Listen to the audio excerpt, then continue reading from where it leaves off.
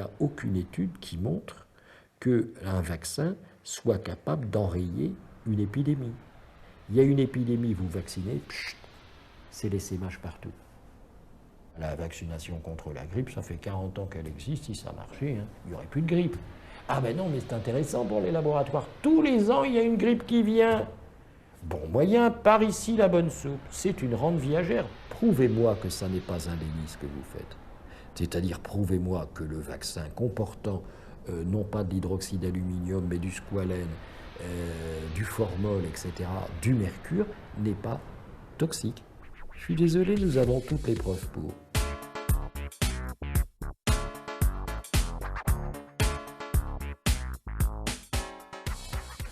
Bonjour Monsieur Verter. Bonjour. Pourriez-vous vous présenter et nous parler de votre parcours? Je me suis installé comme médecin homéopathe en 1985 dans la région Centre.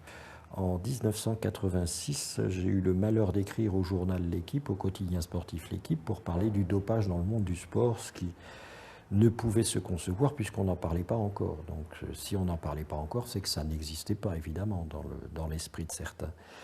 Et ce qui m'a valu, à la suite de l'apparition d'un extrait de ma lettre pour une médecine atoxique dans la rubrique « Vous avez la parole » du journal L'Équipe, d'une plainte du médecin-chef de l'Institut national supérieur du sport auprès du président national du Conseil de l'Ordre, lequel transmit la plainte au président du conseil départemental, qui était un psychiatre, le docteur Penet. Et donc ça a été le début des ennuis, et fin 89, on m'a interdit 2 ans d'exercer. Et depuis la fin de ces 2 ans d'exercer, donc depuis 91, on me refuse systématiquement le droit d'exercer parce que je ne remplirai pas les conditions de moralité et je discréditerai même la profession. Donc depuis 91, je suis un peu un électron libre, j'ai beaucoup de temps libre, si bien que j'ai écrit un bouquin sur l'hépatite B avec Madame Simon. J'ai fait un autre bouquin sur la crise aviaire ou la culture du mensonge il y a 2 ans. J'essaye de réfléchir et d'analyser différentes maladies qui, pour moi, ne surviennent pas par hasard, ne sont pas le fruit du hasard, mais sont la conséquence de plusieurs facteurs, puisque c'est souvent multifactoriel. Donc j'étudie tout ça.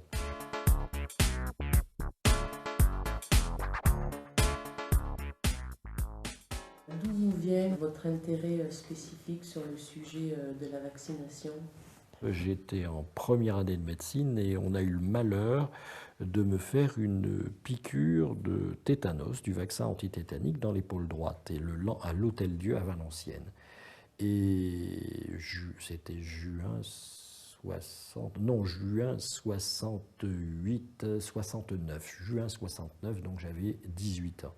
Comme par hasard, j'avais été paralysé du bras pendant 24 heures et cliniquement, j'ai retrouvé des symptômes ici, amaigrissement, la fonte musculaire de la main, je ne pouvais plus écrire il y a 4 ou 5 ans et ensuite j'ai eu une fonte musculaire généralisée. Et alors, et ça en est où donc J'ai repris 10 kilos, donc la forme revient. Mais Parce que je pars du principe que tout ce qui se fait d'un côté peut se faire aussi dans l'autre sens. J'étais sensibilisé aux problèmes des vaccinations et puis quand le conseil m'a donné du temps libre, j'ai eu le temps d'étudier beaucoup la vaccination et les différentes interventions des uns et des autres, et j'ai découvert finalement que il n'y avait aucune preuve scientifique, comme le disait le professeur Dubernard, chirurgien qui était le président de la commission des affaires sociales à l'Assemblée nationale, qu'il n'y avait aucune étude scientifique permettant d'affirmer que les vaccins avaient une quelconque action sur la santé. Donc ce qui confirmait tout le bien que je pouvais penser des vaccins.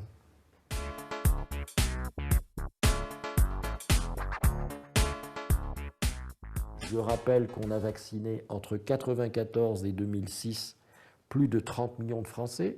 Le vaccin n'était obligatoire pourtant que pour quelques millions d'entre eux, mais l'État, Bernard Kouchner et Philippe Douste-Blazy ont été très persuasifs. C'est vrai qu'ils ont été fait courir le bruit aussi, que l'hépatite B se transmettait par la salive. On a dit ça, c'était faux, mais c'est pas grave. 35 millions de Français donc ont été vaccinés et on est passé de 20 000 scléroses en plaques en 1994 à plus de 80 000 en 2006. Cherchez l'erreur. Il y a eu des thyroïdites. Alors vous allez me dire, oui, mais les thyroïdites, ça peut être en rapport avec Tchernobyl. Oui, mais Tchernobyl, ça a été 86.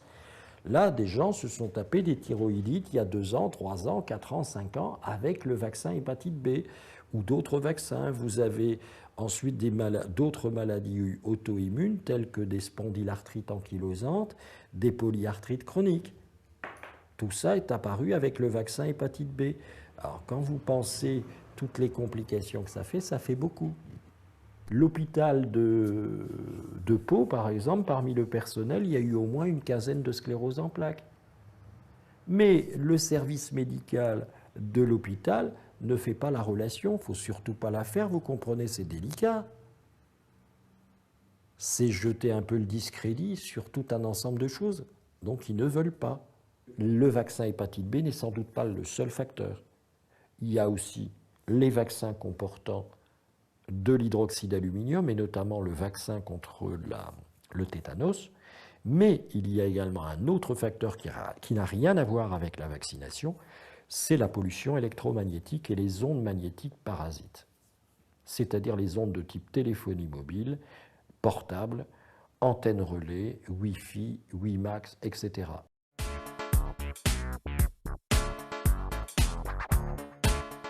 On a vacciné aux États-Unis en 1976 43 millions d'Américains. Au bout de 2 mois, on a dû suspendre, contre une menace de pandémie, H1N1 également. On a dû suspendre cette campagne de vaccination parce qu'il y a eu plus de 100 décès en 2 mois et demi. Il y a eu entre 500 et plus de 1000 cas de syndrome de Guillain-Barré, c'est-à-dire de paralysie progressive qui peuvent entraîner une paralysie respiratoire, simplement avec la vaccination. Or, d'aucuns disent que ces cas aux États-Unis en 1976, ça n'était que la partie visible de l'iceberg, parce qu'il y a eu après plusieurs milliers de plaintes de personnes qui étaient victimes. On a fait appel à M. Anthony Morris, un médecin qui a élaboré un vaccin contre la grippe. Il a découvert que ce vaccin, au lieu d'être efficace, il y avait des anticorps que dans 20% des cas. Par contre, il avait découvert que chez les rats, ça entraînait des tumeurs du cerveau, ce vaccin. Alors, chez l'être humain, des convulsions en pagaille, etc. Il a dit, mais il ne marche que dans 20%. Eh bien, le ministre, le secrétaire d'État, parce qu'il n'y a pas de ministre aux États-Unis, le secrétaire d'État à la défense, à la santé, a dit que ce vaccin était efficace dans 80%. Le docteur Anthony Morris a réagi, on lui a demandé de fermer, on lui a proposé 17 000 $ à l'époque pour acheter son silence, il a refusé, il a été foutu à la porte, son laboratoire a été complètement détruit pour qu'on ne retrouve pas les pièces à conviction démontrant que le vaccin était toxique. Et entre-temps, le président Ford s'est fait comme 25 ans plus tard, 25 ans plus tard, Bush s'est fait vacciner publiquement en disant « Regardez, voyez, ce vaccin est inoffensif, je me vaccine ». Remarquez, moi aussi, devant vous, je peux prendre une seringue, mon épouse est infirmière, je vais me vacciner contre le... je peux le faire.